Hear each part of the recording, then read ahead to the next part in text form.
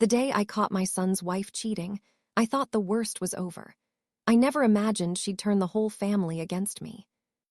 I still remember the way the sunlight filtered through the kitchen window that morning, painting golden stripes across the floor. I was standing at the stove, stirring oatmeal, the radio humming softly in the background. The house was quiet, except for the sound of the spoon against the pot and the distant laughter of my grandson, Ethan, in the living room. My son, Michael, and his wife, Tasha, had been living with me for almost a year. It was supposed to be temporary, a few months while they saved for a house of their own. But months turned into seasons, and seasons turned into a year. I didn't mind, not really. The house felt alive again, filled with the sounds of family, the chaos of a toddler, the comfort of shared meals. Michael worked long hours at the hospital, sometimes overnight shifts that left him exhausted and bleary-eyed. Tasha stayed home with Ethan, though she often complained about how hard it was, how lonely she felt, how much she missed her old life. I tried to help where I could, watching Ethan so she could nap, cooking dinners, keeping the house tidy. I wanted to make things easier for them, to give them the start I never had. But lately, something had changed. Tasha was distant, distracted. She spent hours on her phone, her laughter sharp and brittle. She snapped at Michael, rolled her eyes at Ethan, barely spoke to me unless she needed something. I told myself it was just stress, that she was tired, that motherhood was harder than she'd expected. But deep down, a seed of doubt had started to grow. That morning, as I set the table for breakfast, Tasha breezed in, her hair perfectly styled, her makeup flawless. She wore a dress I'd never seen before, tight, short, more suited for a night out than a morning at home. "Big plans today?" I asked, trying to keep my tone light. She shrugged, pouring herself a cup of coffee. "Just meeting a friend for brunch. I need a break from all this." I smiled, though it didn't reach my eyes. "I can watch Ethan if you want." She waved me off. "No, I've already arranged for my friend to bring her daughter. We'll let the kids play." Michael came in a few minutes later, his tie crooked, his hair still damp from the shower. He kissed Tasha on the cheek, but she barely acknowledged him. "Have a good day at work," I said, handing him his lunch. He smiled, gratitude flickering in his eyes. "Thanks, Mom, you're a lifesaver." After they left, I cleaned the kitchen, played with Ethan, and tried to shake off the uneasy feeling that had settled in my chest. The days blurred together. Tasha went out more often, always with a new excuse: a friend's birthday, a yoga class, a last-minute errand. Michael worked longer hours, coming home late, his face drawn and tired. I tried to keep the peace, to hold the family together, but the distance between them grew wider with each passing day. One evening, I found Tasha in the backyard, talking on her phone. Her voice was low, urgent, her laughter softer than I'd heard in months. "I miss you too," she whispered. "I can't wait to see you again." I stood in the doorway, my heart pounding, a cold wave of dread washing over me. She turned, startled, her face flushing. "Just talking to my friend," she said quickly, ending the call. I nodded, forcing a smile. "Dinner's ready." But I knew, in that moment, that something was wrong. That night, I lay awake, listening to the sound of Michael's breathing, the creak of the old house settling around us. I thought about all the sacrifices I'd made for my family, all the ways I'd tried to help, all the times I'd put their needs before my own. I wondered if it had all been for nothing. Don't go anywhere, because what happened next would shatter everything I thought I knew about love, loyalty, and the price of telling the truth. The next morning, I woke to the sound of Ethan's giggles echoing down the hallway. I smiled, grateful for the small joys that still filled my days. I got up, wrapped myself in my robe, and padded to the kitchen. Tasha was already there, scrolling through her phone, a half-eaten piece of toast on her plate. "Morning," I said, pouring myself a cup of coffee. She barely looked up. "Morning." Ethan ran in, his cheeks flushed, his hair sticking up in every direction. "Grandma, can we go to the park today?" I ruffled his hair, my heart swelling. "Of course, sweetheart, as soon as you finish your breakfast." Tasha sighed, setting her phone aside. "I have a hair appointment at 10. Can you watch him for a few hours?" I nodded, trying to hide my disappointment. Of course. She left soon after, her perfume lingering in the air. I watched from the window as she got into her car, her phone pressed to her ear, her laughter drifting back to me on the morning breeze. At the park, Ethan played on the swings while I sat on a bench, watching the other mothers chat and laugh. I felt a pang of envy, remembering when Michael was small, when I was the one pushing him on the swings, sharing stories with friends, feeling like I belonged. Now, I felt like an outsider in my own life. After the park, we stopped at the grocery store. As I pushed the cart down the aisles, I saw Tasha's car parked outside a small cafe across the street. I frowned, remembering her saying she had a hair appointment. I glanced through the window and saw her sitting at a table with a man I didn't recognize. He was handsome, well-dressed, leaning in close as she laughed, her hand resting on his arm. My heart pounded in my chest. I tried to tell myself it was nothing, that I was jumping to conclusions, that she was just meeting a friend. But the way she looked at him, the way he looked at her, told me everything I needed to know. I hurried through my shopping, my mind racing. When I got home, I put Ethan down for a nap and sat at the kitchen table, staring at my hands. I thought about calling Michael, about telling him what I'd seen, but I couldn't bring myself to do it. Not yet. I needed to be sure. That evening, Tasha came home late, her hair perfectly styled, her cheeks flushed. She barely spoke to me, disappearing into her room without a word. Michael came home even later, his shoulders slumped, his eyes heavy with exhaustion. He kissed Ethan goodnight, thanked me for dinner, and collapsed into bed. I sat alone in the living room, the house silent around me. I thought about the man at the cafe, about the way Tasha had smiled at him, about the lies she was telling. I knew I had to do something. I couldn't let this go on, but I also knew that whatever I did next would change everything. The next day, I decided to follow Tasha. I felt guilty, sneaking around like a detective in my own family, but I needed the truth. I needed to protect my son, no matter the cost. She left the house around 10. Dressed in another new outfit, her makeup flawless. I waited a few minutes, then bundled Ethan into the car and followed her at a distance. She drove across town, parking outside the same cafe. The man was already there, waiting for her. They hugged, then sat together, their heads close, their hands touching across the table. I snapped a few photos with my phone, my hands shaking. I felt sick, but I knew I needed proof. After an hour, they left together, walking down the street, laughing and talking like old lovers. I watched as they disappeared around the corner, my heart breaking for Michael, for Ethan, for the family I'd tried so hard to hold together. That night, I lay awake, staring at the ceiling, the photos burning a hole in my phone. I knew what I had to do. I had to tell Michael the truth, no matter how much it hurt. But I had no idea just how much damage the truth could do. Don't go anywhere, because the moment I tried to protect my son, my world turned upside down. The next morning, I woke with a heaviness in my chest that wouldn't lift. I moved through the motions of breakfast and chores, but my mind was elsewhere. I kept glancing at my phone, the photos of Tasha and the man at the cafe burning in my pocket like a secret I didn't want to keep.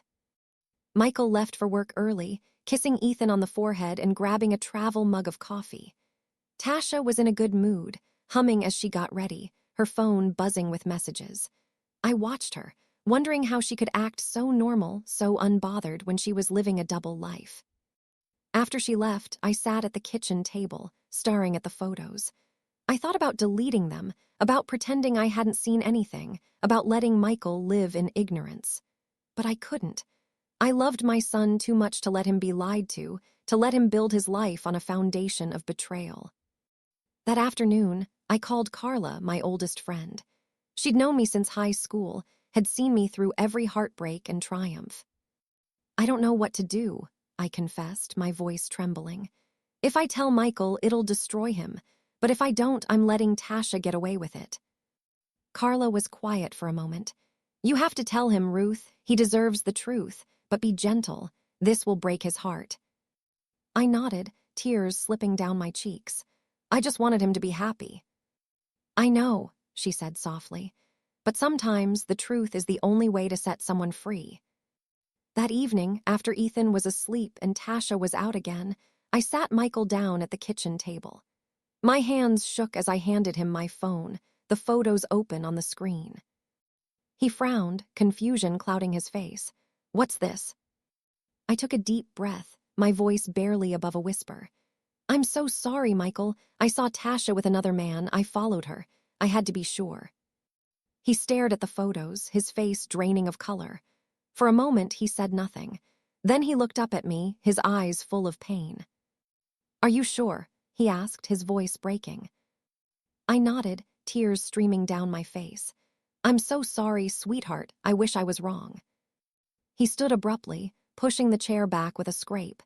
He paced the kitchen, running his hands through his hair, his breath coming in short, ragged gasps.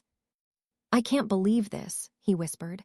"I thought we were okay. I thought she was just stressed." I reached for his hand, but he pulled away. "I need to talk to her," he said, his voice hardening. "I need to hear it from her." When Tasha came home later that night, Michael was waiting for her. I listened from the hallway as their voices rose and fell, anger and heartbreak echoing through the house. "How could you?" he demanded. "How long has this been going on?" Tasha's voice was cold, defensive. "You're never home. You don't care about me. I was lonely. I needed someone." Michael's voice broke. "So you cheated. You lied to me, to Ethan." She didn't answer. I heard the sound of something breaking, a glass, maybe, or a plate. I wanted to go to him, to hold him, to tell him it would be okay. But I knew he needed to face this on his own. The next morning, Tasha packed her things and left. She didn't say goodbye to me, didn't look me in the eye. She hugged Ethan, her face tight with guilt, and walked out the door. Michael sat at the kitchen table, his head in his hands, silent tears streaming down his face. I sat beside him, wrapping my arms around his shoulders. "I'm so sorry, Michael. I wish I could take away your pain." He shook his head, his voice raw. "Thank you for telling me, Mom. I know it wasn't easy." We sat together in the quiet, the weight of betrayal settling over us like a shroud. But I had no idea that Tasha's lies were just beginning, and that soon, she would turn the whole family against me. Don't go anywhere, because the real storm was only just beginning. The days after Tasha left were some of the hardest I'd ever lived through. The house felt hollow, every room echoing with the absence of her voice, her perfume, her laughter, real or not. Michael moved through the days like a ghost, going to work, coming home, barely speaking.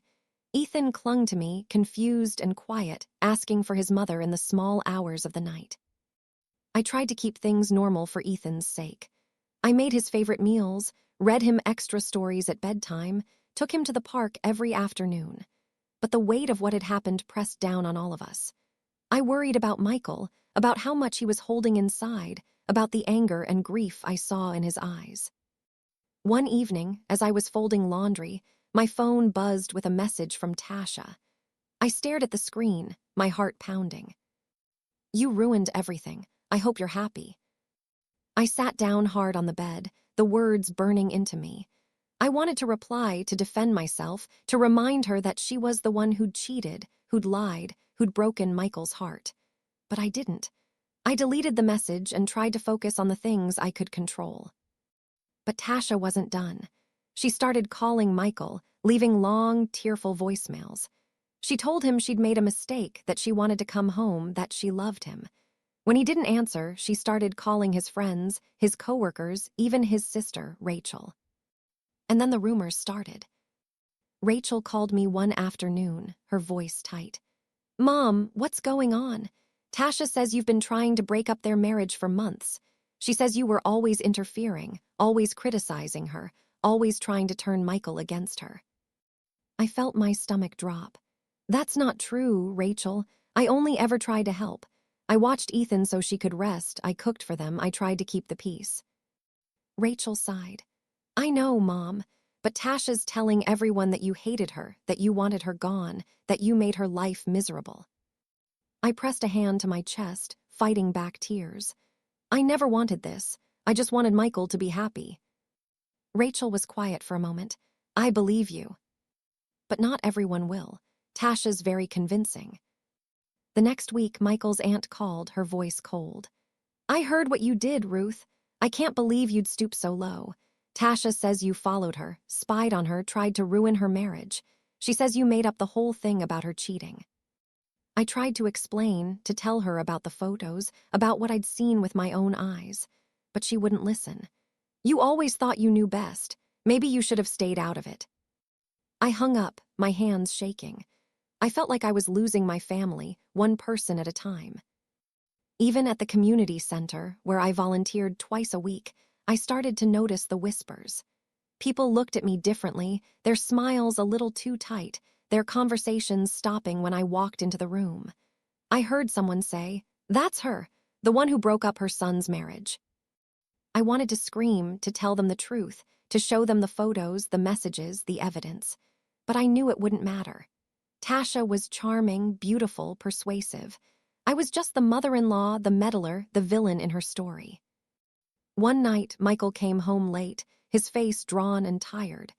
He sat at the kitchen table, staring at his hands. "People are saying things, Mom," he said quietly. "Tasha's telling everyone you hated her, that you wanted her gone, that you made up the whole thing." I felt tears prick my eyes. "Do you believe her?" He looked up, his eyes full of pain. "No, I know what I saw. I know what you did was out of love. But it hurts, Mom. It hurts to have everyone talking about us, judging us." I reached for his hand, squeezing it gently. "I'm so sorry, Michael. I never wanted this for you." He squeezed back, his grip strong. "We'll get through it. I just need time." But the damage was done. Tasha had turned the story upside down, painting herself as the victim and me as the villain. And no matter what I did, I couldn't seem to change anyone's mind. The weeks that followed were some of the loneliest of my life. I'd always thought of myself as strong, the kind of woman who could weather any storm, but this was different. This was a slow, steady erosion of trust, of reputation, of the family I'd spent my whole life building. Tasha's campaign against me spread like wildfire. She posted cryptic messages on social media, hinting at betrayal and toxic in-laws. She shared photos of herself and Ethan at the park, smiling and happy, with captions about starting over and protecting her son from negativity. Friends and acquaintances commented with hearts and words of support, not knowing the truth behind the pictures. Some of Michael's friends stopped calling. A few even unfriended me online. At church, people who used to greet me with hugs now offered only polite nods. I overheard two women whispering in the pew behind me, their voices low but unmistakable. "She always seemed so controlling. I guess you never really know people." I tried to hold my head high, to remind myself that I'd done the right thing. But the isolation was crushing. Even Ethan seemed to sense the tension. He clung to me more than ever, his little arms tight around my neck, his eyes searching mine for reassurance. One afternoon, as I was picking Ethan up from preschool, one of the other mothers pulled me aside. "I just wanted to say, I'm sorry for what you're going through.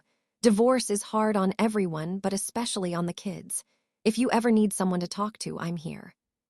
I thanked her, my voice thick with emotion. It was the first kindness I'd received in weeks. Michael struggled too. He threw himself into work, picking up extra shifts, coming home late and exhausted. He rarely spoke about Tasha, but I could see the pain in his eyes, the way he flinched when Ethan asked about his mother. One night, after Ethan was asleep, Michael sat at the kitchen table, staring at a photo of his wedding day. He looked up at me, his face haunted. "Do you think I made a mistake, Mom? Should I have tried harder? Should I have forgiven her?" I sat beside him, placing a hand on his shoulder. "You did what you had to do, Michael. You deserve honesty. You deserve respect. You deserve love that doesn't come with lies." He nodded, tears slipping down his cheeks. "I just wanted a family. I just wanted Ethan to have both his parents." I hugged him, holding him close. "You're still a family. It just looks different now." Tasha continued to push her version of the story. She filed for custody, claiming I was emotionally manipulative and unfit to be around Ethan. She told the court that I'd always tried to turn Michael against her, that I'd spied on her, that I'd made up the affair out of jealousy. The legal battle was brutal. I had to sit in a courtroom and listen as Tasha's lawyer painted me as a bitter, vengeful woman. I showed the judge the photos, the messages, the evidence of her affair. But Tasha was convincing, her tears real, her words carefully chosen. In the end, the judge granted joint custody, but Tasha was given primary residence. Michael was devastated. I tried to be strong for him, but inside I was shattered. The day Tasha came to pick up Ethan for the first time, he clung to me, sobbing. "I don't want to go, Grandma. I want to stay with you." I knelt down, wiping his tears. "You'll see me soon, sweetheart, I promise, and I'll always be here when you need me." Tasha stood in the doorway, her arms crossed, her eyes cold. "Let's go, Ethan." He looked back at me as she led him away, his small face crumpled with confusion and fear. I closed the door, leaning against it as the tears finally came. But even in the darkest moments, I refused to give up. I refused to let Tasha's lies define me, to let her take away the love I had for my family. I started seeing a counselor, working through the grief and anger that threatened to swallow me whole. I leaned on Carla, on Rachel, on the few friends who still believed in me. And slowly, I began to heal. The months that followed were a slow, stubborn climb out of darkness. I learned that healing isn't a straight line. It's a winding path, full of setbacks and small victories. Some days I woke up feeling strong, ready to face the world. Other days, the weight of loss pressed down so hard I could barely get out of bed. But I kept going, for Michael, for Ethan, for myself. I started volunteering more at the community center, helping with the after-school program. The children's laughter was a balm, their trust a reminder that I still had something to give. I baked cookies for the bake sale, organized a coat drive, read stories to the little ones who missed their own grandmothers. The other volunteers welcomed me back, their kindness a quiet anchor in the storm. Carla came over every Friday night, bringing takeout and a bottle of wine. We talked for hours, about the past, about the future, about the things we'd lost and the things we still hoped for. She never judged, never offered easy answers. She just listened, her presence a steady comfort. Rachel visited more often, too. She brought her own children, filling the house with noise and chaos and life. We cooked together, played board games, watched old movies. She told me one night as we sat on the porch, "You did the right thing, Mom. Even if no one else sees it, I do." Michael began to heal, too. He started seeing a therapist, working through the anger and guilt that had nearly consumed him. He spent more time with Ethan, taking him to the park, teaching him to ride a bike, reading him stories at bedtime. I watched them together, my heart aching with pride and sorrow. Ethan adjusted slowly. He asked about his mother less and less, finding comfort in the routines we built together. He drew pictures for me, for Michael, for Rachel. He told me one night as I tucked him in, "I love you, Grandma. You're my best friend." I hugged him tight, tears stinging my eyes. "I love you too, sweetheart, always." One afternoon, as I was leaving the community center, I ran into Tasha in the parking lot. She looked tired, her eyes shadowed, her smile brittle. She hesitated, then said, "I know you hate me. I know you think I ruined everything." I shook my head, my voice steady. "I don't hate you, Tasha. I just wish you'd told the truth. For Michael, for Ethan, for yourself." She looked away, her shoulders slumping. I was scared. I didn't want to lose my family. I didn't want to be the bad guy. I sighed, feeling a strange mix of anger and pity. We all make mistakes, but blaming someone else doesn't make them go away. She nodded, tears glistening in her eyes. "I'm sorry, Ruth, I really am." I watched her walk away, feeling a weight lift from my shoulders. I didn't know if I could ever forgive her completely, but I knew I could let go of the anger. I knew I could move forward. Spring came, and with it, a sense of renewal. The garden bloomed, the house filled with light. I planted new flowers, painted the kitchen, opened the windows to let in the fresh air. I started writing again, letters to old friends, stories for Ethan, journal entries full of hope and gratitude. I realized, one morning as I watched the sun rise over the backyard, that I was still here. I was still standing. I had survived the storm, and I was stronger for it. Michael met someone new. a kind, gentle woman named Lauren. She was patient with Ethan, respectful of me, and careful with Michael's heart. I watched them together, cautious but hopeful. I knew it wouldn't be easy, blending families, building trust. But I also knew that love, real love, was worth the risk. Ethan thrived. He made new friends, learned to ride his bike without training wheels, started kindergarten with a shy smile and a backpack almost as big as he was. He still asked about his mother sometimes, but the questions grew less frequent, the pain less sharp. And I found peace. Not the peace of forgetting, but the peace of acceptance.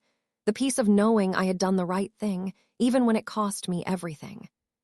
Sometimes, the hardest thing you can do is tell the truth, especially when it means risking the love and trust of the people you care about most. I never imagined that catching my son's wife cheating would turn me into the villain of my own family's story. But life has a way of testing us, of asking us to stand firm even when the world turns against us. If you've ever been blamed for doing the right thing, or if you've ever lost friends or family because you refuse to keep quiet, I hope you know you're not alone. The road to healing is long and lonely sometimes, but it's also filled with moments of grace, small kindnesses, new beginnings, and the quiet strength that comes from surviving the storm. Would you have told your son the truth, even if it meant losing everything? Or would you have kept the secret, hoping things would work themselves out? Tell me in the comments. I'd love to hear your story. If this story touched your heart, please subscribe and share it with someone who might need a little hope tonight. Thank you for listening and for being part of this family. Until next time, take care of yourself, and remember, even when you're blamed for telling the truth, you can still choose to live with courage and love.